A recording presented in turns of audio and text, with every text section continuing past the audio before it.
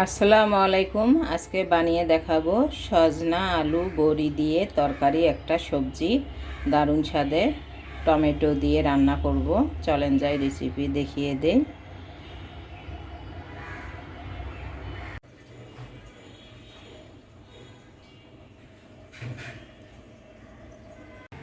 সজনা আলু কেটে নিয়েছি, ভালো করে পরিষ্কার করে নিয়েছি।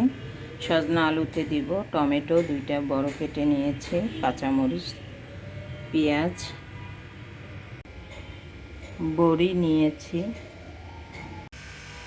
এখানে একটা পাত্র বসিয়ে দিয়েছি, আমি বড়িটা ভেজে নিব, ভেজে রান্না করব। বড়িটা আমার লাল লাল করে ভেজে নিয়েছি, আপনারা তেল দিয়েও ভেজে নিতে পারেন। আমি তেল ছাড়া ভেজে নিয়েছি লাল লাল করে। এখন নামিয়ে ফেলবো। এখানে পাত্রটা বসিয়ে পেঁয়াজ কুচি দিয়েছি, 3টা পেঁয়াজ কুচি করে দিয়েছি। আর তেল দিয়েছি আমি এখানে আধা কাপের মতো। পেঁয়াজটা হালকা ব্রাউন কালার হয়ে আসলে আমি পানি ঢেলে দিব, দিয়ে গুঁড়া মশলা, আদা রসুন বাটা সব দিব।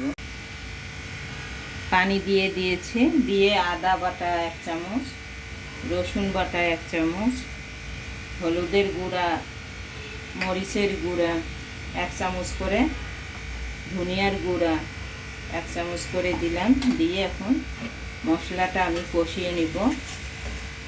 কাঁচামরিচ ফালি দিয়ে দিব, অর্ধেকটা দিলাম। এখানে 7-8টা কাঁচামরিচ হবে, আপনারা ঝাল অনুযায়ী তরকারিতে কাঁচামরিচ ব্যবহার করবেন। এখন মশলাটা আমি কষিয়ে নিব। আমি ভালো করে কষিয়ে নিয়েছি। এখন আমি আলু দিয়ে দিব, তেল উপরে ভেসে উঠেছে।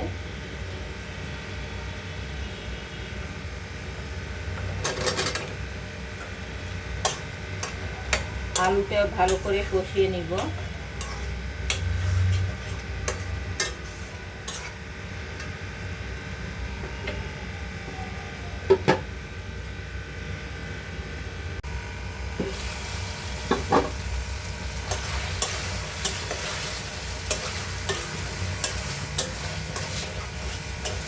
আলু ভালো করে কষিয়ে নিয়েছে, এখন একটু পানি দিব।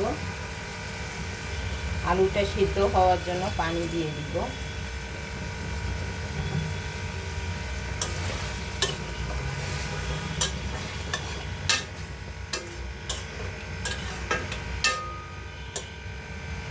আবার ঢাকনা দিয়ে ঢেকে দিব, আলুটা সিদ্ধ করে নিব। আলু তো কষানো হয়ে গেছে, আলু কষিয়ে নিয়েছি। এখন টমেটো দিয়ে দিব, সজনা দিয়ে দিলাম, স্বাদ মতো লবণ দিয়ে দিলাম। এখন ভালো করে নেড়ে চেড়ে নেব।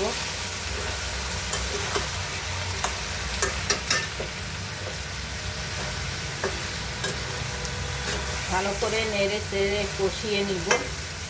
কষিয়ে নিয়ে পানি ঢেলে দিব।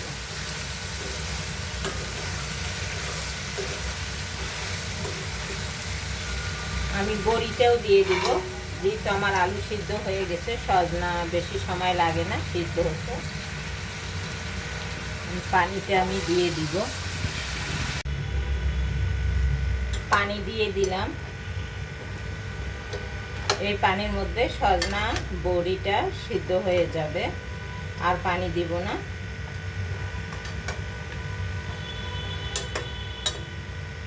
এখন ঢাকনা দিয়ে সিদ্ধ করে নেব।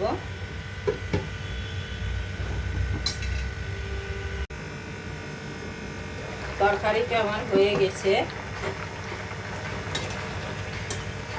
সজনা আমার সিদ্ধ হয়ে গেছে, বড়িটাও সিদ্ধ হয়ে গেছে।